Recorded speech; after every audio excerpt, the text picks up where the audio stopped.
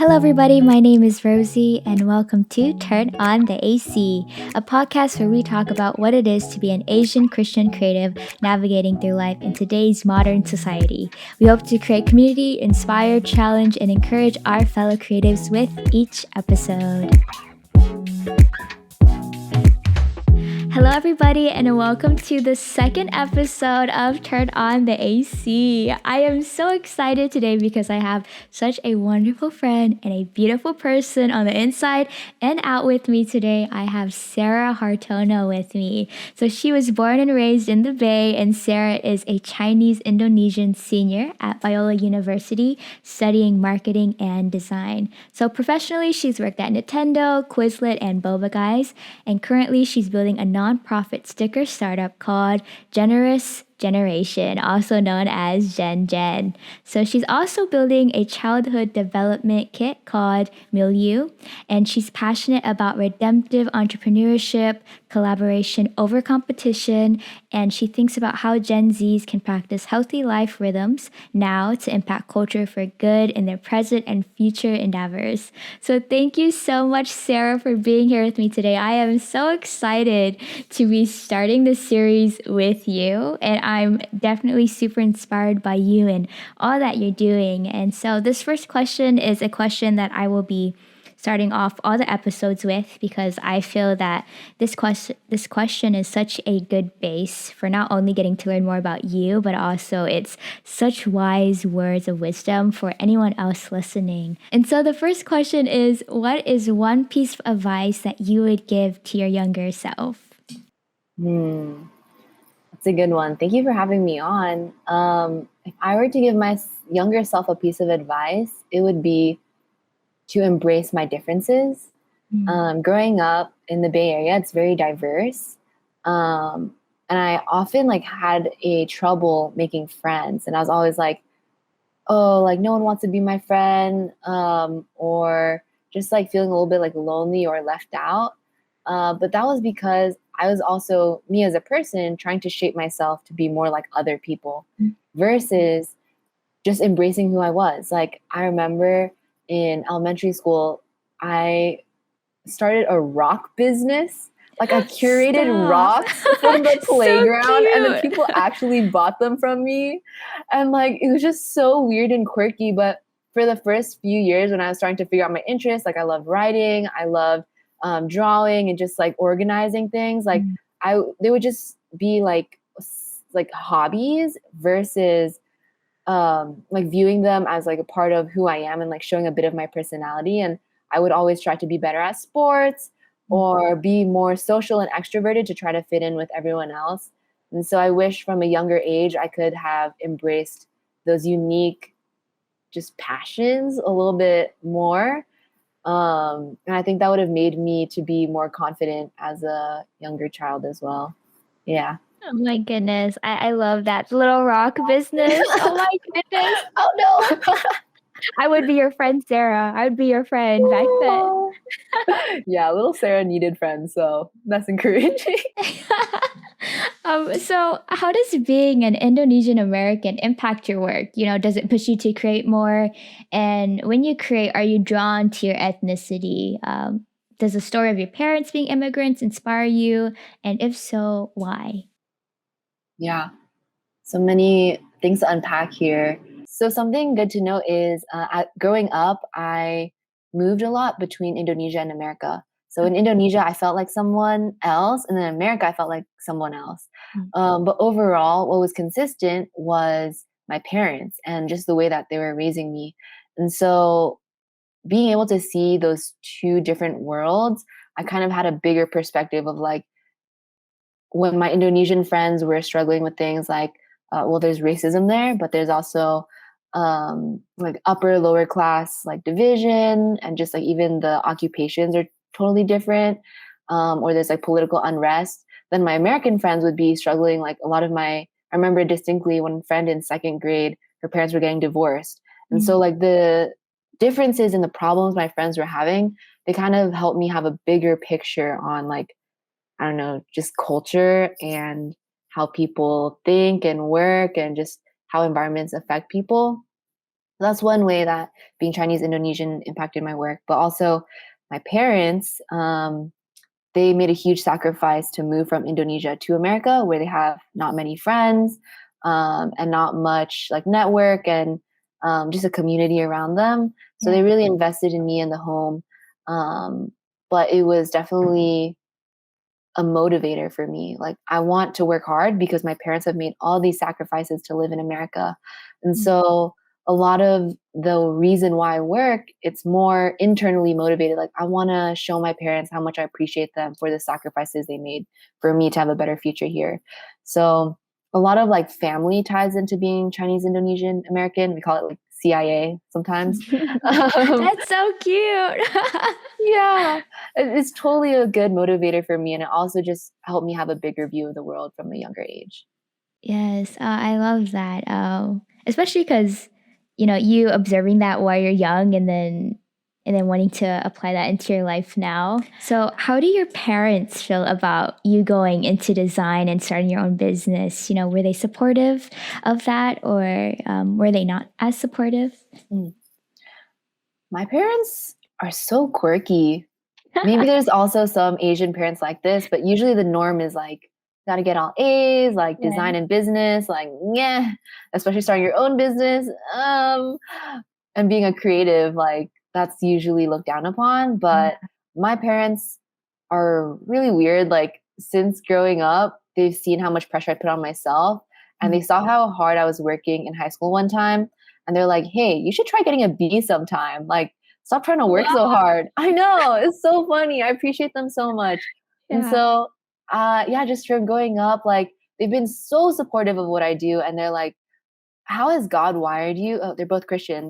How has God wired you in terms of what you're naturally good at, where your passions are, and just like what you want to grow in, and like all these kind of things. They're just like, Sarah, like, think about the ways God has uniquely made you and how is that best going to help others. And so that's always been my mindset of like, we're saved so that we can do good works.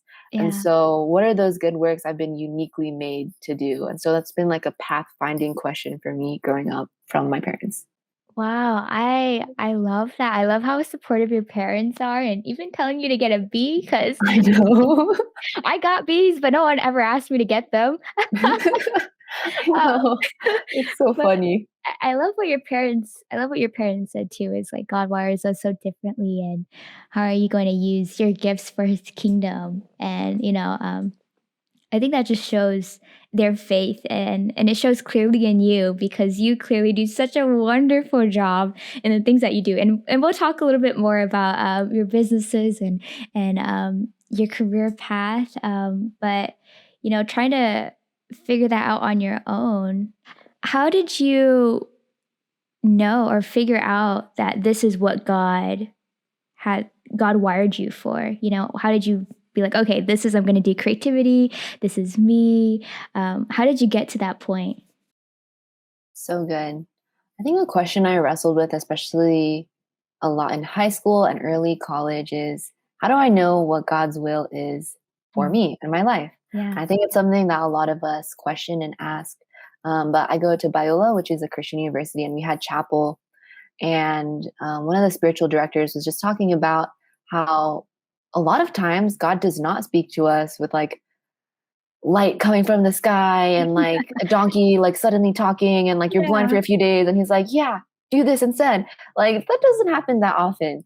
But like, if we're praying about things and we're asking God, like, what is your will for me, and like we don't hear a completely like clear answer, Mm. like maybe God is just inviting us to play.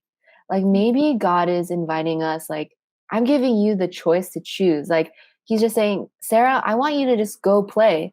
And when your parents tell you go play, they don't say, hey, I want you to play Legos right now. They're not like, I Yeah. want you to paint right now. God's just like, hey, I just want you to play. You choose what you want to do. And so, like, of course, there's sometimes when God is like, you should do this. But sometimes, and just more apparently in my life, God has just been like, here's a bunch of options. Choose whichever one is like fun to you, because I want you to enjoy life to the fullest. Yeah, I love that. I think for me, again, I just keep bringing up my parents because I love them so much. They really helped me prototype what I like from an early age. And what I mean by that is when you do prototypes, it's like small little tests to see whether something's like successful or not. I'm just like super nerdy into entrepreneurship. So of course I use that language. Of course, teach it to us. So basically in prototypes, you're trying to do little tests. And what my parents have done is they put me in like a basketball program. And I learned very quickly, I suck at basketball, not coordinated. And I always was the worst player on all the teams. So I'm like, yeah, that didn't work out so well. I'm not having that much fun. They also put me in like oil painting classes. They put me in like bungee soccer, like the most random little things that weren't too expensive. I was able to prototype what do I like and not like from a young age, and just trying out a bunch of different things versus the other path. I think Tiger Woods, the golf player, like since he was like 3 years old, his parents were like, golf, golf, golf, golf, golf, golf. And so he worked on that for so many years, but he didn't get to prototype and test out what are different things that I like. And so maybe that works for Tiger Woods, but for me, what really worked is trying out a lot of different things. And so once it came to choosing my major for college, like I've never changed my major because by the time I was a senior in high school, I was like, I really like design and I really like business. I'm not sure exactly what job that leads to, but I've had enough experience to realize God has wired me for this because I really enjoy it. And people have given me affirmation that I'm good at it. And like I've seen some success in it from my prototypes. So yeah, those two things, like discerning God's will and then prototyping my life, those have been really helpful in like giving me clarity for what I should do. I love that. I think a lot of people are afraid to try things because they're afraid of failure. But I think starting that at a young age, you were able to be like, okay, this is definitely not what I want to do. And this is teaching me that I can do something else. And I think words of affirmation definitely speak into a lot of people's lives. It's spoken to minds, and that sort of helped me get into the creative field as well. And, people saying, you're really good at this. And you're like, okay, maybe I am. And, getting into that groove of things. And so that's really awesome. And if you don't mind, could you share a bit of your testimony, how you found Jesus, how he's helped you through your creative journey, and where you feel that he is leading you now? So, like I mentioned, my parents are both Christians, they're both believers. And so I grew up in a Christian home for a really long time. But it wasn't until I went to Hume Lake, which is like a Christian camp, maybe you've heard of it, that I was literally, I think it was John 15. It's like, yeah, I am the vine, you're the branches, like you can't do anything apart from me. And I heard that verse and like just, the camp high, I was like, something clicked in me of, man, everything I'm doing, that's by the grace of God. Like all this is because God is craving a relationship with me. He's not asking me to do all these things, to prototype life, to impress my parents. He's not asking me to do any of that. He's just asking me to be with him.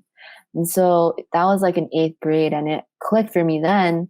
But I wouldn't say I have a huge crazy testimony. Like God has just been so faithful in little tiny steps in my life since then.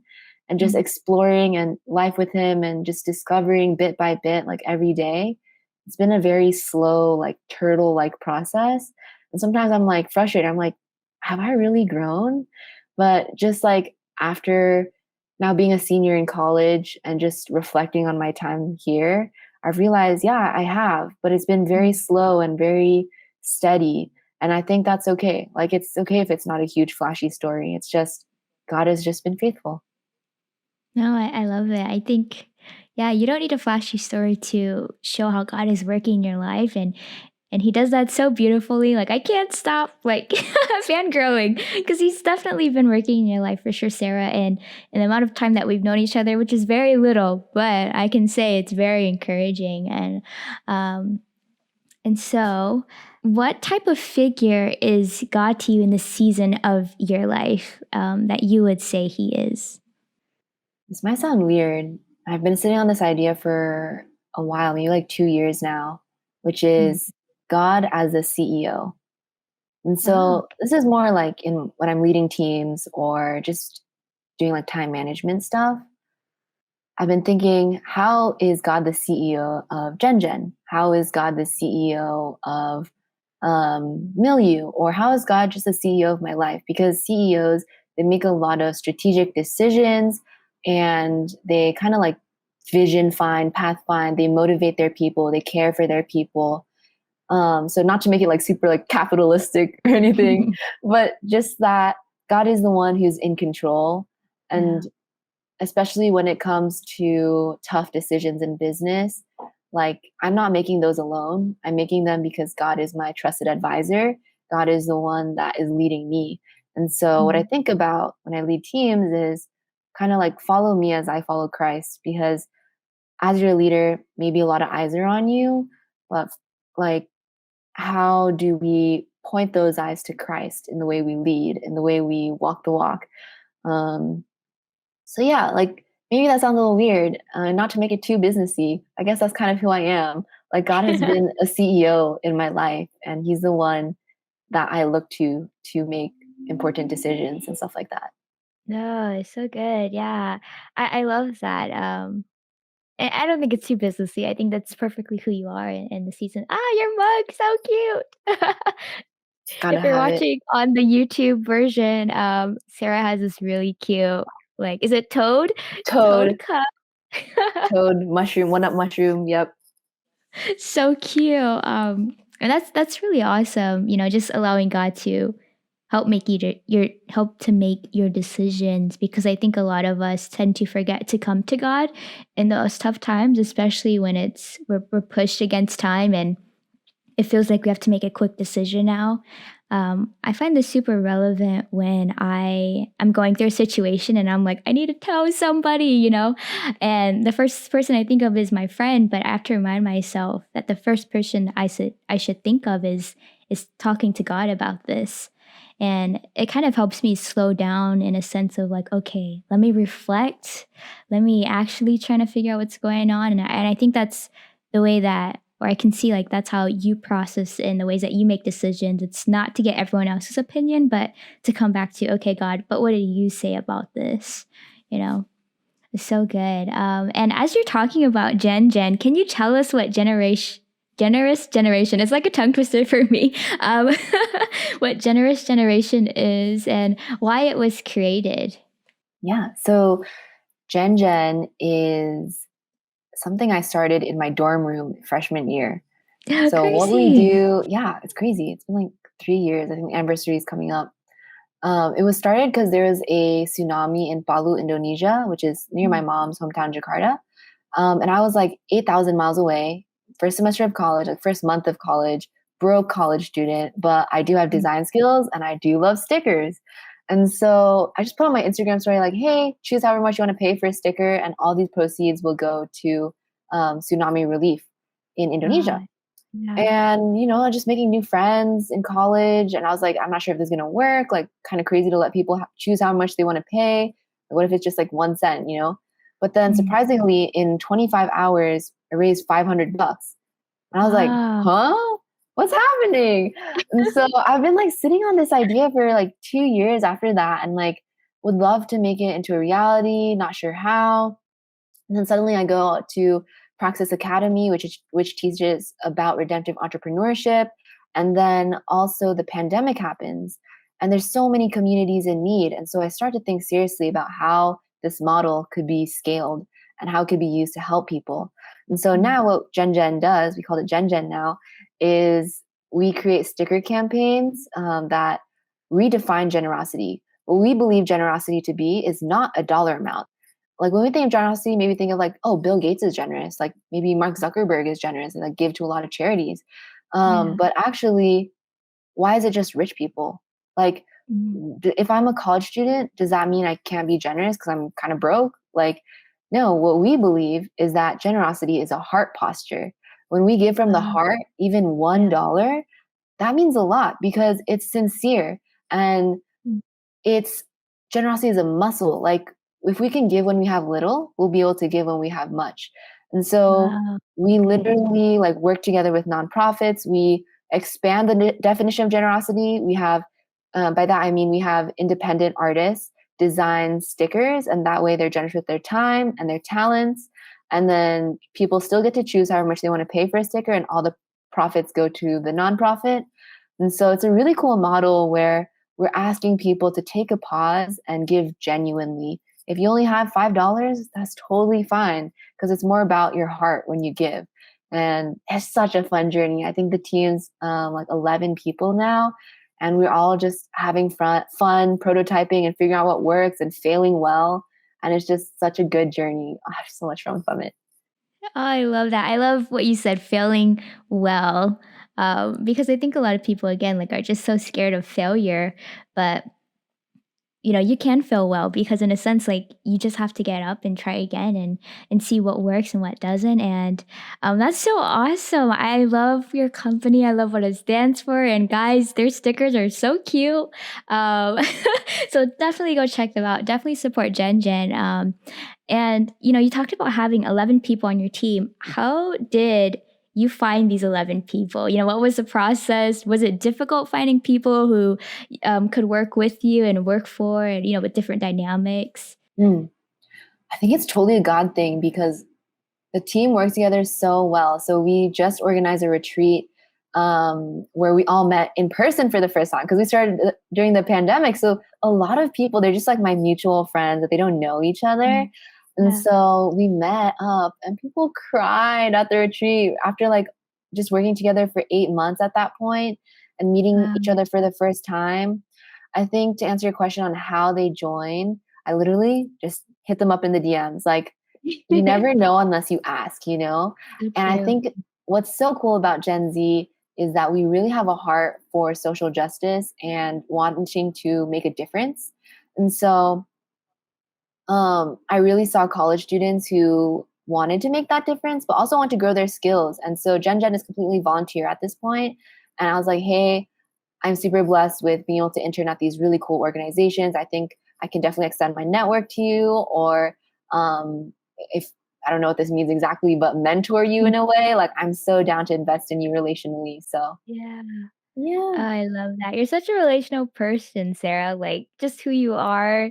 Um, Again, like, Sarah is so sweet, and, Mm, we met for the first time in LA, like, yes. what, last week, I think? I think it was last week, and it was the best thing ever. Like, we slid into each other's DMs. I think I slid into Yes. hers.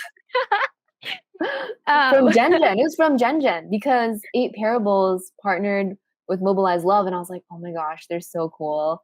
And then I think you guys got a yes. sticker from us. And I was like, oh my gosh, did they just get a sticker from us? No way.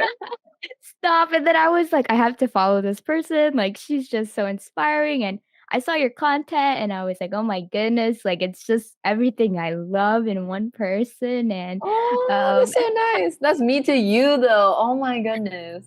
not even, so I'm If y'all super see blessed Rosie's to background, it's so aesthetic. Just life is aesthetic.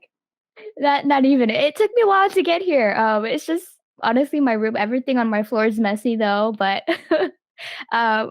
yeah, again, I think like what you're saying, it's such a God-given opportunity, and only God was able to provide those relationships, like how He Mm, did with ours. Like for us to make a film about Mobilize Love, and then for you guys to partner with them, and for us to like meet in that way, and again for us to be crazy. open, about this relationship and wanting to create Totally. this friendship is all because of God's love for us, and because we love God and we want to connect. And so such a huge blessing, and I'm super excited for Gen and where it's gonna go, because it's doing such a wonderful job already. And I want to talk a little bit more about your collaborations and your partnerships that you're able to have. Yeah. Um, so we've partnered so far with Mobilize Love, Mhm. as we just mentioned.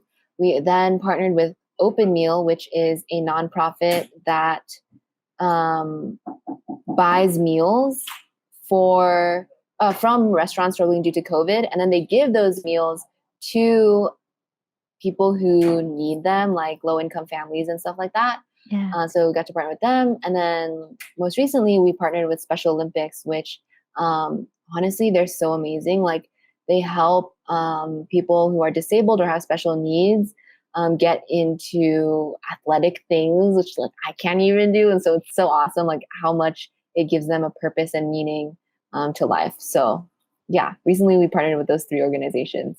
That's awesome. And what are your thought processes when creating something with these collaborations? Do you talk with the organization to kind of like give like this is what the stickers will look like, or do you partner the artist and the organization together and then talk about what they would want it to look like? Like, how does that work? Yeah. Before I go into the operations, I think it might be really cool to share too, like the framework and the philosophy behind why we partner. Because Gen is all about collaboration. I'm so much about collaboration over competition. And so it really comes back to just a relationship with God, actually. Because if you think about it, the work that we're doing now, it's all through co-creating with God. And that's like my word of the year is how do we partner with God in what we're doing? Like there's a little bit of us and our personality, and there's also God and all of his creativity and inspiration and awesomeness. And we're creating together. And so with that mindset, I'm trying to figure out the best ways people from different backgrounds to collaborate. So we have, before we do any marketing or like, here's our sticker, we always do a call with the nonprofit and if possible, directly with the people we're serving, because we want to understand and listen and empathize with them first. What are you going through? And how can we listen to you first? Then that inspires us for co-creation. So an artist for the Special Olympics partnership, an artist, myself and my team, and my friend with a son who is disabled, we all met up and we all just chatted. Like, what is that experience like being a parent of someone with disabilities? And like, what are the unique challenges? Like, in what ways is it best to talk to you guys about it? Like, is it weird if someone just randomly brings it up to you? Like, has anyone been like offensive or like there are good things to avoid? And so just talking to people first and then being inspired by that listening and co-creating from there. And so that's really like how we do it is we always have, yes, Zoom calls, unfortunately online. And we listen first and then we do the more operational things of like creating, you know, like deadlines. My business partner, Kara Makishi, is a independent artist herself. And so she's very intentional about stewarding those artist relationships. She's so awesome and so good at what she does. But yeah, it really centers around the word co-creating. Wow, I love that. I'm going to use that now, co-creating with God, you know. It's not just for us, but it's for God's kingdom and for you guys to also bring in people who experience it and to ask them questions and to get a better perspective and to better empathize with them as well. And so I love that. I love the thought process and all of for what Gen stands for. And so could you tell us more about your internship with Quizlet and Nintendo? So it's kind of taking a step back from Gen and more into like your career. Right. So like I mentioned, since a young age, I just love to try different things. It was like a rock business. It was like a nail art account. It was like a duct tape Instagram account. But suddenly, because I love organizing, there was like, some of you may know this, there's a niche on Instagram called bullet journaling or like studygram. Yes. And so I got into that scene at like 15. I think I got to like 14,000 followers or something, and just doing like small brand partnerships and stuff like that. Yeah. But that got me interested in social media and also just how we can use social media authentically. That became my new mission because I saw a lot of my friends getting cyberbullied or just like toxicity online. I was like, how can I be a light? Because I doubt people are going to hop off social. So how do we be a light on it? And so just working on my studygram and like, how can that be a little corner of the internet that is uplifting and bright? It got noticed by Quizlet because I did like a job shadow day. I was not expecting anything. I was just like, let me just watch someone do their job. And then they were like, hey, by the way, we checked out your Instagram and like, we'd love to offer you an internship. I was like, what? Awesome. So I was like 16 years old at this point, and I was like working at a tech company, and I was like, okay, well, sure, why not? So that's how I landed the Quizlet gig. And also just in thanks to people who were willing to invest in the next generation. And I think that's just a trend in my internships. People who really care about building up the next generation well. And so, yeah, I interned there and did social. And then I came back another summer, 2 summers after that. Yeah, so that was Quizlet. That's awesome. What did you do at Quizlet for the internship? Yeah, so I just I just made their Instagram strategy. So I did a bunch of competitor research on like what's Chegg doing, Duolingo, or like I don't know, all the competitors. Then I mapped like how is Quizlet doing, and then I presented it in front of like the whole C-suite, like CEO, CMO, CFO, like just awesome, cool people. Um, and I gave them like options, and I was like, "Here's option A. This is your best option. Here's how much it would cost." And like just the full like business breakdown of it. And they're just like really impressed. And that's why they wanted me back then next summer. That's awesome. And you just finished your internship with Nintendo, is that correct? Yeah, How is last that? month. How did you get into Nintendo? Yeah, that's an interesting story. So, a lot of highs and lows. This was such a good way to test my faith in God because a year ago, for context, when you apply to these competitive internships, the recruiting season is quite early. Even though it's a summer internship, recruiting might start around September, even August of the last year. So a year ago, my junior year, it's like, shoot, I need a really good internship my junior to senior year. Maybe from what the words I'm saying, you can hear that I'm kind of an ambitious person and I love achieving things. And so I was like, I need to get a good internship for the summer because it's right before I go into post grad. And so I was like, okay, I'm going to set aside an hour every day. I'm going to prioritize this in my life. And I was just like working so hard and trying to make the ends connect together on my own power. Um, at the same time, I was working on my portfolio website, and I was just like on a LinkedIn post, like, "Hey, let me know if you have feedback on this. Like, would love to hear." Like, usually you would expect someone saying, "Oh, you could fix this link. It's not working. Like, you could change this part. It's not working." But no, this dude, he's my professor's husband. He made a whole slide deck on things I could improve about my website. And he Oh was my just so goodness. generous in that way. And he was like, Sarah, here's Yeah. you could improve. Here's some links that didn't work. Here's what doesn't make sense. Like, I want to see the pictures sooner. Like, just a whole like slide presentation on improvements I Wow. could make. And I never really was that close to him. But basically, he sets aside time in his week to be generous. And so this kind of like so interesting how generosity has come together in my life and people being generous to me.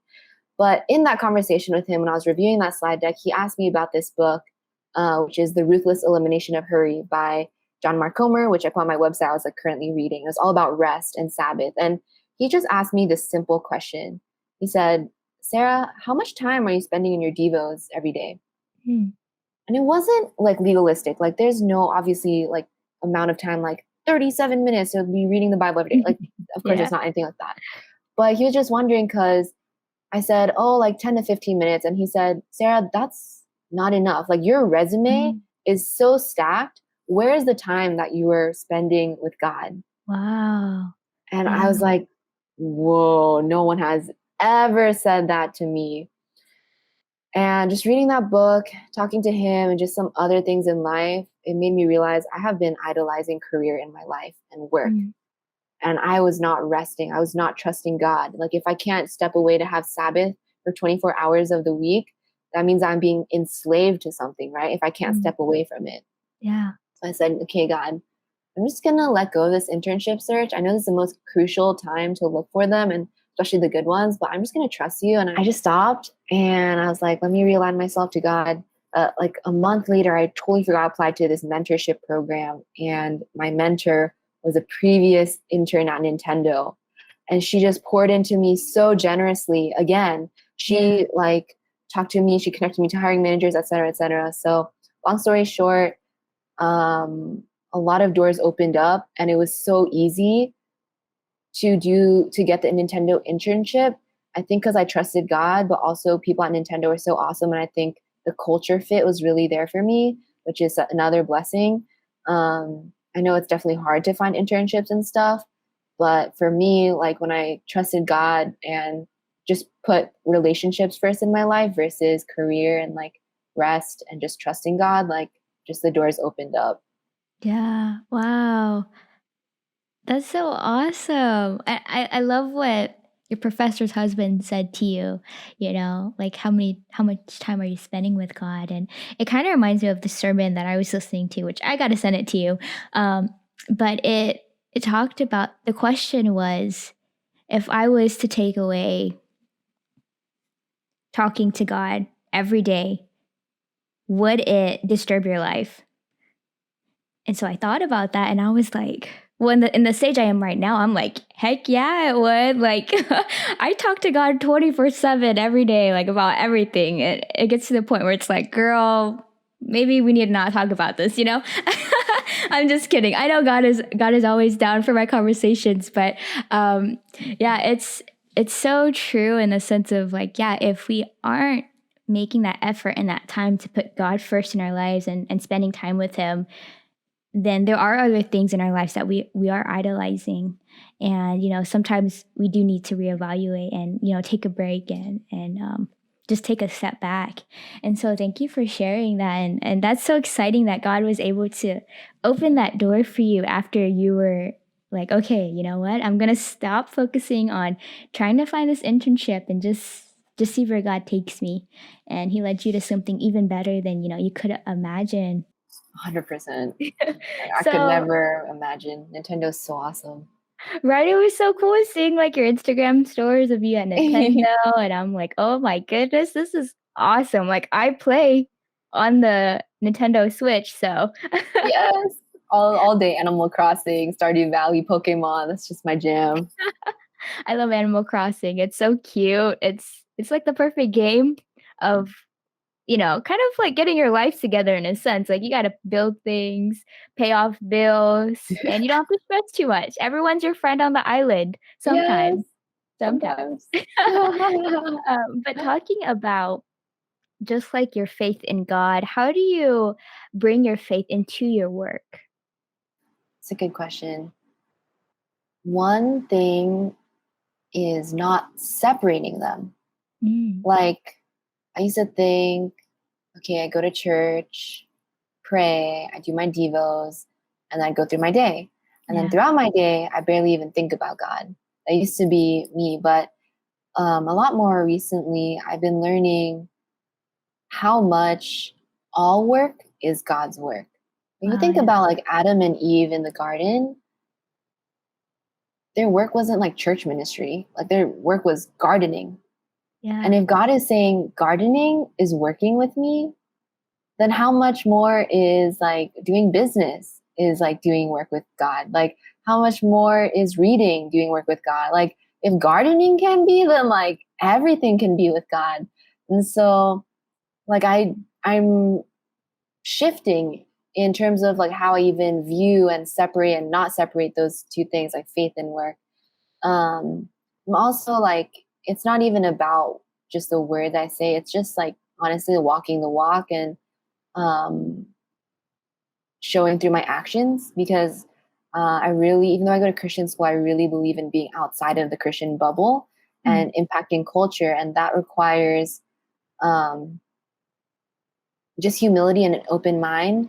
And so, like, coming to God to those conversations with my non Christian friends and just not being judgmental and just being a listening ear, like, that's yeah. me showing faith in my work too. Um, yeah. Uh, I'd also say viewing my work as a means to shape culture. Like, how do Mm, we change culture? We change culture by making more of it. And of course, like, it could go like bad, it could go good. But of course, my aim is how can we shape culture for human flourishing? yeah. And so, viewing work as worship, viewing it as doing things, it shapes culture. Like that's how you change things is by being the difference. Like that cheesy quote, like be the difference you want to see in the world. Like it's kind of true because if you're being different, it might inspire someone else to be different. And you never know how what you're doing will impact others. So yeah. Yeah, I love that. And I think I need to hear that too of not making it separate, you know? I think a lot of us, especially me, like going to church, we have like this church or like for example, I would be like, oh, these are my church friends and these are my school friends and kind of like Mm, putting everything in categories. But now I'm like, these are my friends, like period. Like that's it. Like, you know, that's period. who they are. Um, so I love it. And how do you balance your walk with Jesus, you know, work, running a nonprofit business, internships, and a social life? Like, how do you balance all of this? This is probably my biggest struggle in life. And I have asked God why He has put this problem in my life. so apparently because I have struggled with rest so much for the past 3 years. Like, ask any of my friends. Yeah. They know that the number one thing I wrestle with is rest and just like time management and like how to slow and pause and make time for deep reflection, because as creatives, we need time to do nothing in order to be creative. Like, we can't just keep going, we're going to burn out. And so I question, like, God, why are you making this such a big deal in my life? Because ever since freshman year, there was like a season of life where every day some random person would come up to me, or some random sermon I would be hearing would all be about rest. I'm like, what is God trying to tell me in this season? So how do I handle it all? One, not well. And two, some practices I have been doing though is I do Sabbath for the past year. And on that Sabbath, on Sundays, I have not been using social media because my roles and my work, like at Quizlet, Nintendo, all of it is tied to social, and even like being a previous like micro influencer or whatever. Those are all tied to social media. Yeah. I have to take a break on Sundays, and I also want to take a break from all work and meetings and just have that as a day to worship God. Like I mentioned earlier, like if we can't take a break from working for 24 hours, like maybe we might be enslaved to it. Like, yeah, I'm doing school. Yeah, I'm doing job searching. Yeah, I'm doing like nonprofits and trying to have a social life. But where I put my time is what I value. And Sabbath is a way for me to worship God. And so, don't I trust that God will get all these things done in the 6 days that I do have? And so in those 6 days, that also requires saying no to more things. I just like cried on a call the other day with my friend because she's been my close friend for 2 years now. She was like, Sarah, I really see how your priorities have changed these past 2 years and how much more you've been saying no to things. And that's really hard for me, being very achiever-esque person. Like, saying no to such cool opportunities to work with awesome people, that's really hard for me. But saying no, doing more rest, and leaving more margin in my life for like, maybe God's leading me and like, I want God to control my schedule. Like, maybe there's something that day where he's like, Sarah, I want you to extend this meeting by 30 minutes and just talk to this person a little bit more because they seem kind of down. Or Sarah, like, I want you to spend a little bit more time in devotions with me. Or I just want you to enjoy this meal for a little longer than you usually do. And that all requires margin. So I try to like book my days at like 70% capacity and keep like 30% like open, have like gaps between meetings. So when I also am with people, there's a little bit more breathing room. And like I said, these are all things that I'm working on. I do not have them perfectly well, but that guy, my professor's husband that I mentioned earlier, he mentored me in rest. And so all these ideas are from so many people who have invested in me and taught me these principles. And so I'm on this journey of like actually making them work for me right now.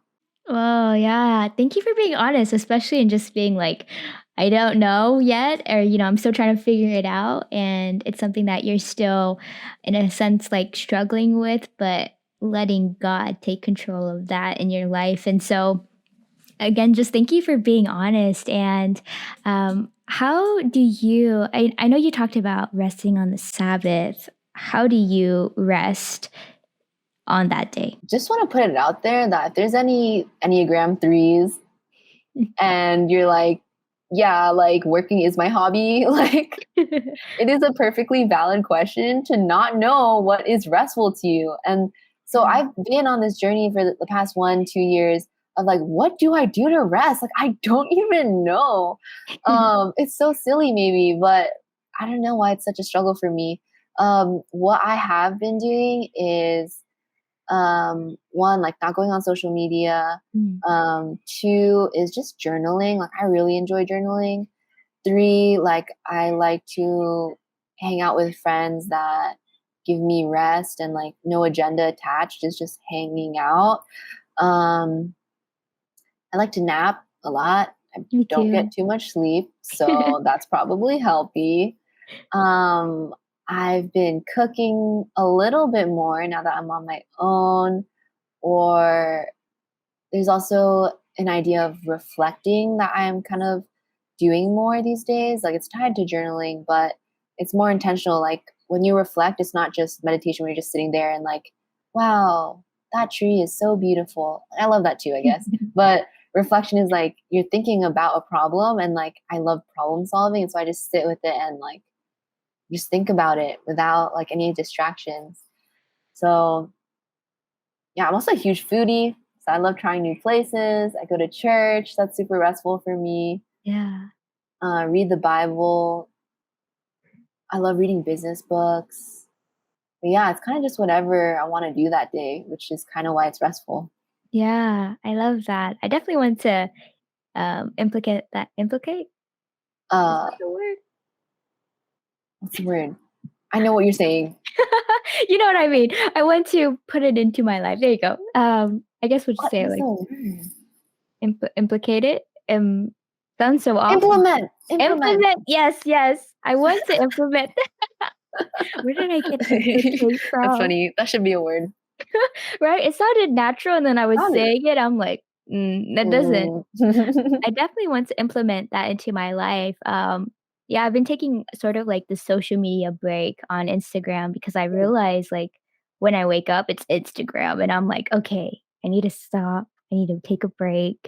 I need to refocus myself back into God. Mm. And I think those days where you're off social media, like even though we talked about it earlier of how social media isn't going away, like the internet is not going away. And so we have to start reanalyzing and being like, okay, how can we make this glorifying to God? Like, how can Mm. we be a platform, even like a what's the word, an influencer in a way that reflects Christ? And so I really like that idea of just like resting and not even going on the internet or using your phone and just spending it with God, with the people you love, and doing the Mm. things that you find are restful. Yeah. And so Right. I love that. What are some resources that you love learning from and would recommend us? And this can be anything from creativity wise to faith based. Yeah. Oh my gosh, so many. This is going to be really weird. So I find inspiration from different industries and I try to apply them to different industries. So for example, like working on a startup called Millu, which is like a kids development box. Is more like a way of thinking versus a resource. Like this box targets both kids and parents, but Yeah. I want to take something from like interior design and implement it here, which is how can we make our boxes look so appealing that it becomes like a symbol that moms want to put on their coffee tables. And like Mm, it's also not only a form of marketing, but like I mentioned, it's a symbol like I want to spend quality time with my kid because that's what the box is all about. How do you spend yeah. more quality time with your kids? So like drawing inspiration from different industries and combining them and flipping the script in that way. I find inspiration from thinking that in that way. I also find inspiration, this is also kind of a weird resource, from Boba Guys and Boba Guys' Instagram stories, and specifically Andrew Chow, which is like the co-founder, his Instagram stories. Like he's Yeah. so much business knowledge and like little tidbits and like things on mentorship and leadership and just his journey as a co-founder. Like he shares all that kind of stuff on his Instagram story. So I've been following them for like 3, 4, 5. Oh, am I old? 5 years. And it's so good. Like I just learned so much, and I share with my Gen team so many insights Yeah. from those things. And then the last resource I want to recommend is Praxis Academy. Mm. So Praxis Labs is the name of the organization, but Praxis Academy is a 1 week long or summer long, depends. It's because pandemic kind of changed it. It's a whole organization based on the idea of redemptive entrepreneurship, which is, if I could explain it succinctly, it's sometimes business is like win lose, Mm, and sometimes ethical business is like win win. But yeah. redemptive business is how do I sacrifice so we all win in the same way that Jesus sacrificed for all of us? How do we do that in a business context? And Oh, yeah. so, just, I don't know, I think praxislabs.org or something like that. They're based in New York, but they have a really, really awesome program in the summer for young people or creatives, builders, entrepreneurs who want a faith-based, like really refreshing take on how to not only build business but live life. So a lot of the things I'm talking about are totally inspired by them, like how to shape culture through our work, like what work even is, like how to rest, like even just looking on their website, you'll definitely be inspired. So Awesome. Well, definitely check that out. And you talked about Boba Guys. You worked with Boba Guys, correct?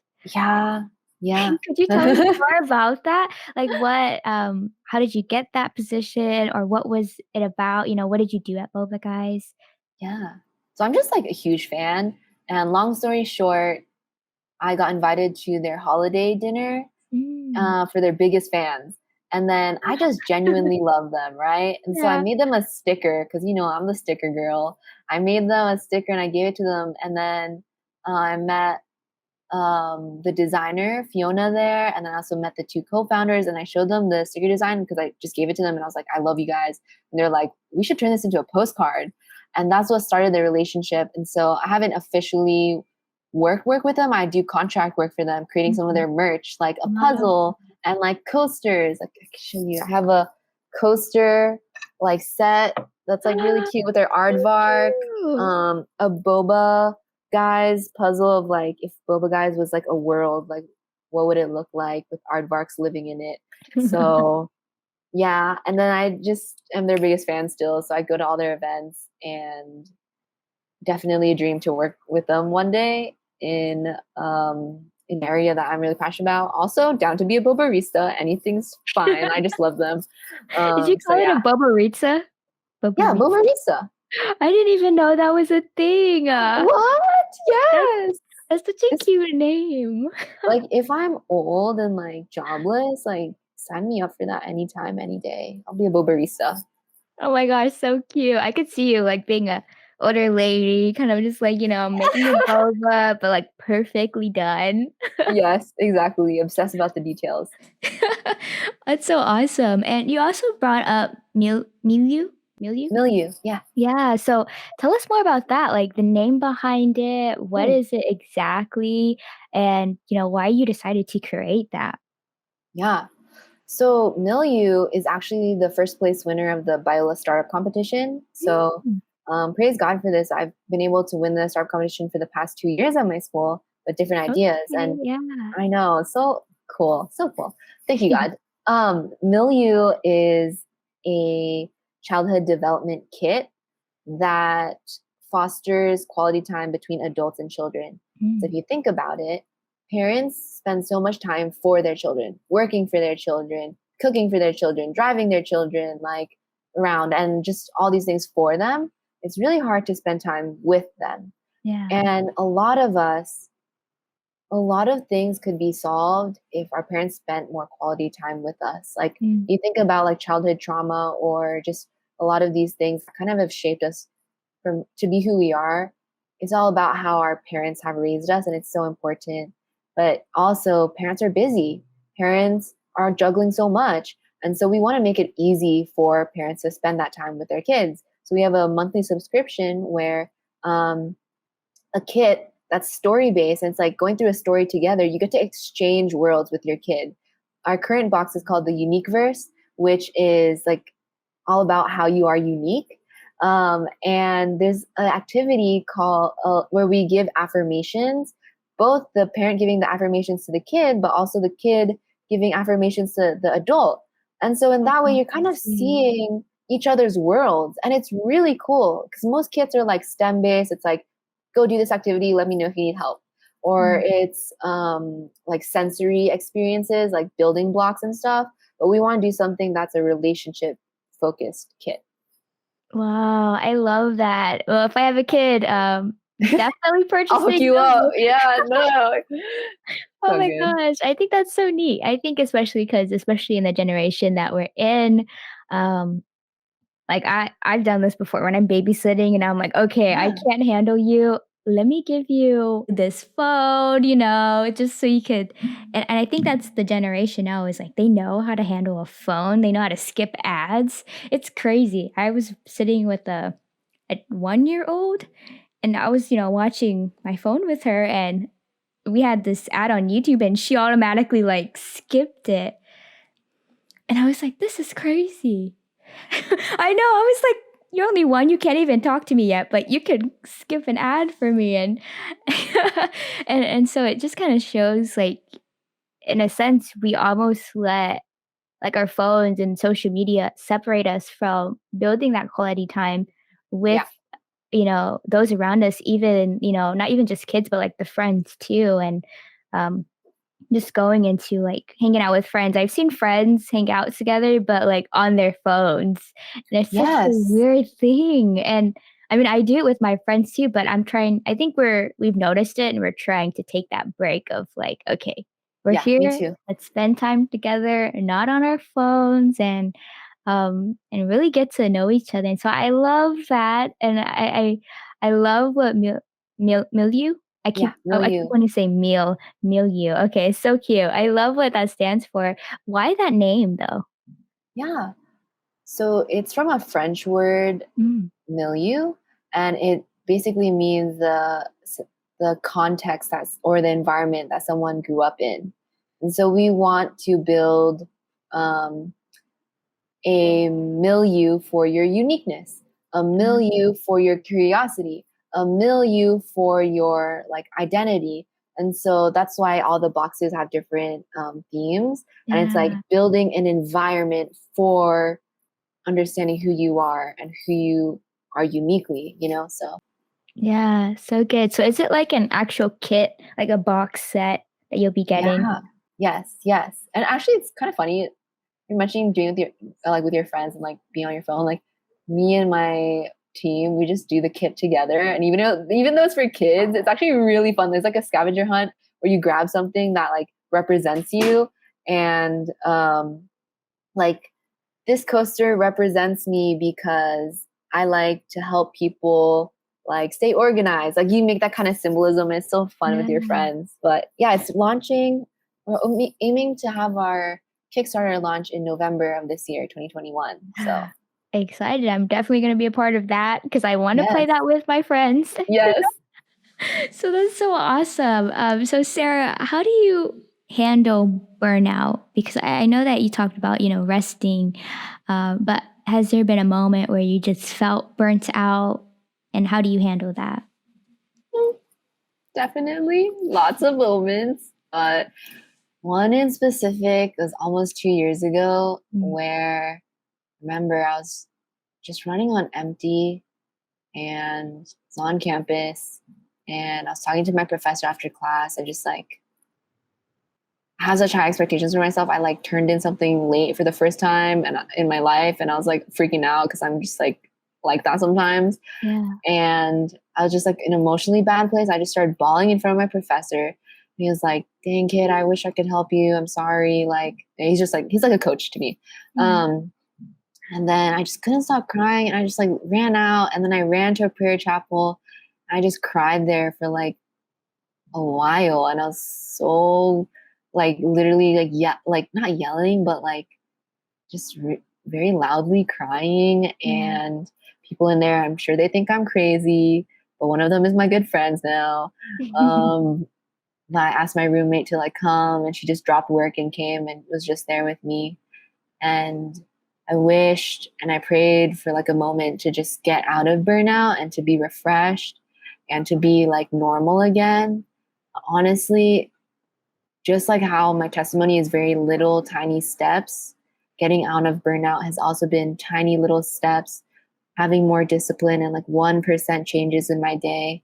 And suddenly, now 2 years later, I guess not suddenly, very long time, little Yeah. steps, I look back and I see how my life has changed. Like the way I structure my day, the way I start my day, the way that I even be with people. I used to like be doing like 30 things at once. And now I'm like, no, when I talk to you, I want to talk to you straight up. I don't want to be on my phone. Mm. So these 1% changes is like how God has helped me get out of burnout. And I wish that I could say, here's how you get out of it in 2 seconds, especially for someone, if you're listening to this and you are in burnout right now, it's a terrible place to be. But it also, like I said, opens up the room for more empathy for people later on and just not discounting and like just giving solutions to people when they're facing things. It's just like, hey, I'm here with you. And like my roommate coming to be with me when I was crying so loud in that prayer chapel, that Mm. just meant so much. And after she was like, hey, let's go grab a Popeye's chicken sandwich. So I just love like, it. yeah, just being with people and having those small 1% changes instead of me expecting that it would change overnight. That really helped me get out of it and definitely a lot healthier now. So, at least in my case, it's been working. Yeah, I think a lot of people are like, "I don't ever wanna get into burnout." But I think eventually it's not to make anyone kind of like, feel sad about this, but I think eventually no matter what, even if you love doing it, you're gonna get burnt out. Yeah. I definitely felt that when I was editing, like, I loved at first I hated Mm, editing, and then I loved it, and I did it so much, I was like, "I can't, like, watch another video," um, or I can't even look at Adobe Premiere, but the thing is, how do you also balance what you do and kind of yeah, separate that in a sense 100%. of, like, not solely focusing on just editing, but maybe doing things like taking rest, as you're saying, having that day where you're spending with friends or you're picking up Mhm, something new, you're challenging mhm. yourself. And I think that's what helps with not getting burnt out too fast and being able to say no, as you talked about, Yep. and being like, I can't do it as much as I would love to. I know my limits and I know like I'm not healthy enough to do it yet, but maybe in the future. And Mhm. so it's so good. It's definitely not for anyone to be discouraged if you're in burnout right now. Yeah, Definitely know that you will get out of it, and yeah, it's just a season, and that's what yeah. I love about seasons is that they come and they go, Mhm. and there'll always be lows and highs and lows. But through everything, God is always with you, and you're never alone. So thank Mm, you for that beautiful reminder. And thank you for being honest with us too, and especially just your struggles of like crying, feeling it out, and yeah. having your friend be there with you makes a big difference Mm, too. yeah. There is this one quote I want to share from Brene Brown, which is if you don't want to burn out, stop living like you're on fire. Ooh, that's good. Like, seriously, I was running around like I was on fire, and that's Mm, what led to my burnout. So, if you don't, like, you don't want to burn out, like, have those rhythms that you need in your life to stop that, and like, have rest rhythms, have hangout rhythms, have social media rhythms, and like, don't live your like you're on fire. yeah, yeah, so good. I think that just reminds me too of a conversation and also I think a sermon that I've heard. It was like I remember the first time my friend was like, "It's not all about you." And I was so hurt. I was like, "Dang, girl." I'm like, "You really can't Mm. judge me." And it made me, like, rethink at first I was hurt, and I'm like, "Oh my goodness, like, why would she say that?" And Yeah. then the more I thought about that, I'm like, "It's so true. It's not about me. It's not about her. It's about God." And it's like what you were saying, when you take that rest, you have to believe and in confidence that the world is still going to keep going Yeah. without you. So good. I did my Sabbath at the beginning. I was like, shoot, like, what if my team needs me? What if I have homework? What if the blah, blah, blah? I took the break. I'm like, oh, no one actually needed me that day. Like, Yeah. I'm not that important. Like, that's such a good reminder. Like, I encourage you, if you're listening to this, like, take a day off. If you think that, like, the world's going to be on fire by the time you come back, like, it's not. Yeah, right? And I don't want to discourage anyone to be like, "Nobody needs you." I mean, we need you, okay? We need you, but we need you in a healthy state. Well, Yes, you're still amen. valuable even if you're like not having things worked out. That's not what I mean either. But Yeah, right? yeah, Like, when you're rest recharged, come back, you can come live back even generously in better. that way. Yes. Yeah, so good. That's so funny. Yeah, so don't feel like nobody needs you, but again, like, it's true because when you feel that way of like, "Oh my gosh, like, this is all on me, like, I have to carry this, I have to do all of this," we're also reminded that God asks us to carry he tells us to let him carry our burdens, Hmm. and I think we forget that because we're like, "God, I got it, like, I can handle this, I'm strong enough, I can do it on my own," and that's where we find God the most, and I think that's why when we're suffering, that's where he meets us the most is because we get to that point of like, "God, I realize I can't." and that's when we give it to him, because we have no other option to go in our suffering, where it's like, this is my lowest point, this is all I've got, and what can I do but give it to him. And so again, like, if you get to that point, I hope no one does, but if you do, like, know that God is with you, know that you're never alone. And so Sarah, super encouraged by you as always. And so thank you so much for I'm sharing encouraged that. by you. Thank you. You're so good at this podcasting thing, bro. I'm not like it's just conversations, honestly, Yeah, and exactly. you're Genuine so good at conversation. it. So Sarah, how can we connect and how can we support you? Yeah. You can find me on Instagram, drop in the handles, at Waffles, which is Waeffles. And that's a whole story of why it's that way with like my parents and saying things wrong as an Asian, but embracing it anyway. Yeah, just like hit me up in the DMs. I don't know, LinkedIn. Nah, just connect with me on Instagram. On LinkedIn, I love it. Can we connect on LinkedIn? we should. I'm so interested about your Instagram at Wayfuls, like the name behind it. Do you mind telling us Yeah, more? yeah. Yeah, so my parents say things wrong because they grew up in Indonesia. So the way they say some English words, it's like monopoly or Yosemite or Caucasian. I think it's not Caucasian. It's like Caucasian or something. Yeah, I don't know even. Caucasian. I don't even know. See? So sometimes, or a lot of times growing up, people would tease me about it. But when I think about how smart and wise and just kind my parents are, Mhm. and the reason why they're being discounted is just because they're saying some words like slightly wrong, I'm like, nah, man. So I had to make an Instagram username, as one does. And I was like, you know what? I'm going to embrace that they say things wrong. I'm going to add my new definition to words. So I just said on purpose, instead of waffles, it's waffles. And it's kind of like symbolizing and like giving a nod to my parents and just honoring where they're from. And also waffles, it's like a turtle's shell reminds me of waffle pattern. And Yeah. I think of myself as a turtle. Like, I'm not the fastest one all the time, but I do work hard and I will be consistent. And so it's my own reminder to myself to keep looking at my own race instead of looking left and right, but keep on Yeah. going on my own path. So good. Such a good meaning behind your Instagram name. Mine's is just we my name, but love it. It's professional. I always have to explain to people like how to spell it. So yeah, no, it's so cute. It's when I first saw it, I'm like, she must really like waffles a lot. it's funny because I like But pancakes better, but don't tell anyone. I love waffles more actually. I love the Oh, little squares and like true. being able to have like little slices of it, because a pancake is just one big one. True. She's chunky. Yeah. So funny, but I will definitely link all of Sarah's resources. I will list her resources down below and also her Instagram as well. Definitely go check out Gen, and I'll also put the link there below. And hopefully, when this episode is out, we can have a link to the startup for Millu as well. If Yeah. anyone is interested in that, definitely check out Sarah. She is super creative, super amazing, super I don't aesthetic. bite. Reach out whenever. Like, I'm Listen, just a normal human. Just she's say so hello. sweet. She's so sweet, and all of her work. Her website is amazing as well. I've checked it out. I'm like, Oh, please make my website. Um, yes. so definitely we'll list that below. And this is the last question.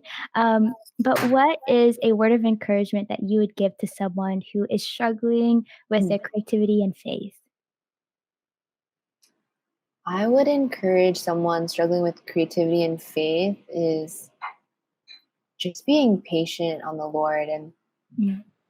what that could mean is just keep on trying like different prototypes of like, what do I love to do, and refinding and unfinding and like rediscovering your passions. Or it could honestly be just taking a break. Because when I burned out, after working like 5 years in social media, what I really needed was just a break to gain perspective and to realign my priorities. And having complete trust that in that break, you will be refreshed, you will be renewed, and God wants us to enjoy life. And that's why we can trust him to take that break, even if it feels like we need to like keep on doing things. Maybe God is just asking us to pause and be with him. So you're not alone. And if anything, this moment of maybe suffering or trials, that's only opening you up to deeper empathy with other people down the line. And so if that's any encouragement, it's equipping you to be a light in someone else's life. Wow, I love that. Thank you so much. It's so good. And Sarah, thank you so much for being here today. I love this conversation. You're such a joy to be around, even though we're not in person. But Ooh, come move to LA. don't tempt me. There's thoughts, There's definitely. thoughts. But yeah, I'm just planting the seeds, I know. I gardening. definitely want to meet up and just spend more time together. And so, again, thank you so much for being on this podcast. I'm Thank so you. excited for this to be released for everyone to hear. I'm So, with excited. that, this is the end of the second episode. And thank you so much for everyone listening. We'll see you guys later. Bye, guys. Bye. Thank you so much for tuning in on this episode of Turn on the AC. We hope you enjoyed this conversation as much as we did. If you don't already, follow us on Spotify, Apple Podcasts, and any other platforms that you're listening to. You can also follow me on Instagram at rose.xiong and Turn on the AC's podcast on Instagram at the.asiancreatives. You can find and watch us on YouTube at rose.xiong. Leave us a comment, rating, and a review. And if you enjoyed this episode, share it with your friends and family. If you enjoy listening to Turn on the AC and would love to support us, you can give us a donation on Anchor. Thank you so much for listening, and we'll catch you guys on our next episode. Bye, guys.